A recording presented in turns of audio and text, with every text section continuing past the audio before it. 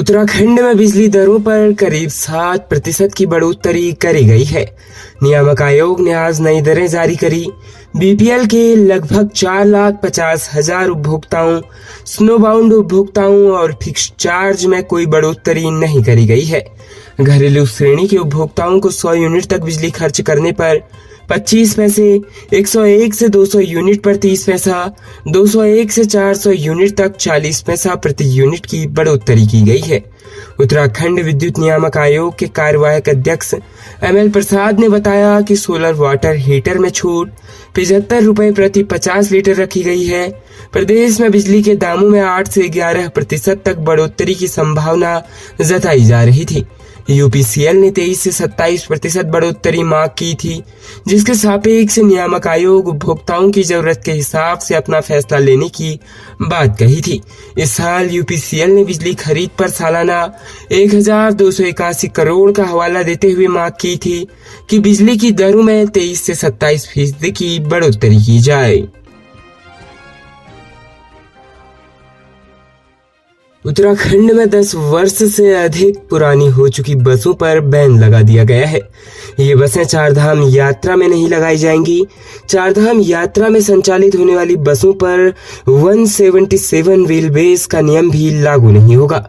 यात्रियों की सुरक्षा को देखते हुए सरकार ने 10 वर्ष से पुरानी बसों के संचालन पर प्रतिबंध लगा दिया है। परिवहन विभाग ने कारोबारियों की मांग के अनुसार चारधाम यात्रा में केवल 166 व्हील बेस की बसों के संचालन की अनुमति दी है। यह भी आदेश किए हैं कि जो बसें बाहर से मंगाई जाएगी उनको कम से कम 3 चक्कर जरूर दिए जाएंगे। परिवहन विभाग ने कारोबारियों की मांग के अनुसार चारधाम यात्रा में केवल 166 व्हील बेस की बसों के संचालन की ही अनुमति दी है। निर्धारित व्हील बेस से 60% रियर ओवरहैंग यानी बस का पिछला हिस्सा 60% अधिक होने पर भी उसका संचालन किया जा सकेगा। पर्वतीय मार्गों की दशा सुधरने और चौड़ीकरण के बाद गत 14 मार्च को राज्य परिवहन प्राधिकरण के पर्वतीय मार्गों पर बसों का व्हील बेस बढ़ाने की मंजूरी दे दी थी। इस आदेश के क्रम में पर्वतीय मार्गों पर बस का रियर ओवरहैंग व्हील बेस के 50% तक होने की छूट दी गई थी। चारधाम यात्रा के संयुक्त रोटेशन व परिवहन कारोबारी इसका विरोध कर रहे थे। उनका आरोप था कि सरकार ने यह कदम दूसरे राज्यों की बसों को लाभ पहुंचाने के लिए किया है। गुरुवार को यात्रा के नोडल अधिकारी RTO सुनील शर्मा ने 177 व्हील बेस की बस व 10 वर्ष से अधिक पुरानी बसों के चारधाम यात्रा में संचालन पर रोक लगाने के आदेश कर दिए। यह भी आदेश किए गए हैं कि चारधाम यात्रा में जो बसें बाहर से मंगाई जाएंगी उन्हें न्यूनतम 3 ट्रिप अवश्य दिए जाएंगे। यात्रा में आवश्यक पड़ने पर हिमाचल प्रदेश, उत्तर प्रदेश के सहारनपुर, मुजफ्फरनगर, मेरठ, मुरादाबाद, बिजनौर, बरेली से भी बसें मंगाई जाएगी। संबंधित क्षेत्र से सटे उत्तराखंड के RTO को बसों की अग्रिम सूची उपलब्ध कराने को कहा गया है। राज्य उत्तराखंड के हल्द्वानी में दवा कारोबारी के घर ईडी ने सुबह सुबह छापेमारी कर दी, जिससे हड़कंप मच गया। देहरादून पुलिस के साथ ईडी की टीम की 12 गाड़ियां सुबह 5:45 पर तिकोनिया स्थित बनमीत नरोला के घर पहुंची। ईडी की छापेमारी से मोहल्ले में हड़कंप मच गया। अमेरिका में प्रतिबंधित दवाइयों को बेचने और मनी लॉन्ड्रिंग के मामले में सजा काट रहे बनमीत नरोला के तिकोनिया स्थित आवास में शुक्रवार को ईडी की टीम ने छापेमारी करी। छापेमारी के वक्त बनमीत नरोला के घर में उनके पिता सुरजीत नरोला और परिवार के लोग मौजूद थे। छापेमारी के बाद से किसी भी बाहरी व्यक्ति को घर के अंदर जाने नहीं दिया जा रहा है। बाहरी लोग काम करने आए तो उनको अंदर जाने नहीं दिया गया। ईडी की टीम ने अलमारी और तिजोरी का ताला खोलने के लिए चाबी बनाने वाले को बुलाया। इसके बाद ईडी की टीम ने अलमारी और तिजोरी के साथ घर में रखे तमाम दस्तावेज खंगाले। जानकारी मिली है कि ईडी की टीम मामले से जुड़े अन्य स्थानों पर भी छापेमारी कर रही है। हल्द्वानी निवासी बनमीत सिंह को अप्रैल 2019 में लंदन में गिरफ्तार किया गया था और 2023 में अमेरिका में प्रत्यर्पित किया गया था। उसे कोलंबस अदालत के समक्ष नियंत्रित पदार्थों को वितरित करने के इरादे से रखने की साजिश और मनी लॉन्ड्रिंग की साजिश रचने का दोषी ठहराया गया और 7 वर्ष की सजा सुनाई गई थी।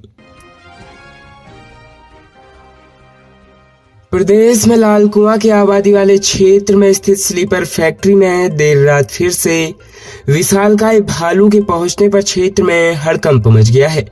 2 दिन पूर्व ही वन विभाग ने भालू का रेस्क्यू कर उसे जंगल में पहुंचाया था। बीती मंगलवार को आईटीबीपी और स्लीपर फैक्ट्री के बीच से वन विभाग द्वारा भालू को रेस्क्यू कर जंगल में पहुंचाया गया था, जिसके बाद भालू आज फिर देर रात पानी की तलाश में स्लीपर फैक्ट्री में पहुंच गया, जहां स्लीपर को पकाने के लिए बनाए गए तालाब में पानी पीने पहुंच गया। रात्रि में स्लीपर फैक्ट्री में चहलकदमी करता हुआ भालू फैक्ट्री के कर्मचारियों ने देखा, जिससे फैक्ट्री परिसर में फिर से हड़कंप मच गया और घटना की सूचना वन विभाग को दी गई।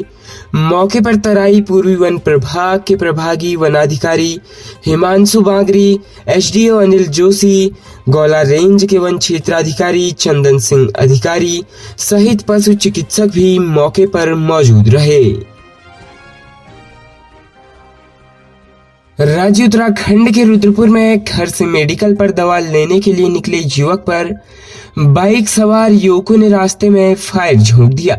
फायरिंग में युवक बाल बाल बचा। मामले में तहरीर के आधार पर पुलिस ने मुकदमा दर्ज कर आरोपियों की तलाश शुरू कर दी है।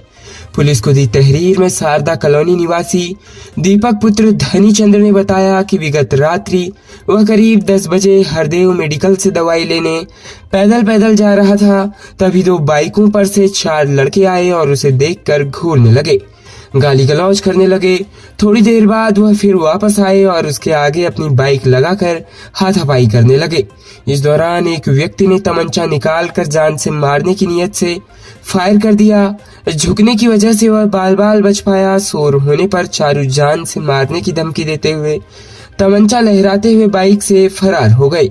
आसपास के लोगों से पता करने पर पता चला है कि हमलावरों के नाम राजेश, कशिश, अभय, राकेश हैं। सभी रामपुरा के निवासी हैं। पुलिस ने मुकदमा दर्ज कर आरोपियों की तलाश शुरू कर दी है। प्रदेश के जनपद पौड़ी में डीईओ बेसिक ने गुरुवार को कई स्कूलों का औचक निरीक्षण किया। निरीक्षण में पौड़ी ब्लॉक का राजकीय प्राथमिक स्कूल सीडी बंद मिला, जिस पर यहां तैनात प्रधानाध्यापक को डीईओ ने निलंबित कर दिया। उन्हें बीईओ दफ्तर पौड़ी से अटैच किया गया है। पौड़ी के जिला शिक्षा अधिकारी बेसिक नागेंद्र बरवाल ने बताया कि प्राइमरी स्कूल सिंडी में 3 छात्र हैं और 1 शिक्षक तैनात है।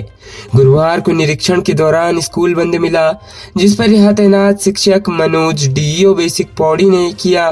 कई स्कूलों का निरीक्षण को तत्काल प्रभाव से निलंबित करते हुए बीईओ दफ्तर पौड़ी से संबद्ध कर दिया गया है। साथ ही शिक्षक को आरोप पत्र देते हुए 15 दिनों के भीतर जवाब देने को कहा गया है। डीईओ बेसिक ने इसके साथ ही प्राइमरी स्कूल देहल चौरी, चरधार के सुंदर, उमावी केमधारवाड़ा, उमावी चरधार और राजकीय इंटर कॉलेज क्यार्क का निरीक्षण भी किया। राज्य उत्तराखंड के जसपुर में मुंहबोले मामा पर किशोरी ने दुष्कर्म करने का आरोप लगाया है। पुलिस ने घटना की रिपोर्ट दर्ज कर आरोपी को गिरफ्तार कर लिया।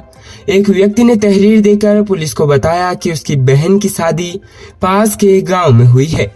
उसकी बहन के घर के सामने आरोपी मनीष का घर है।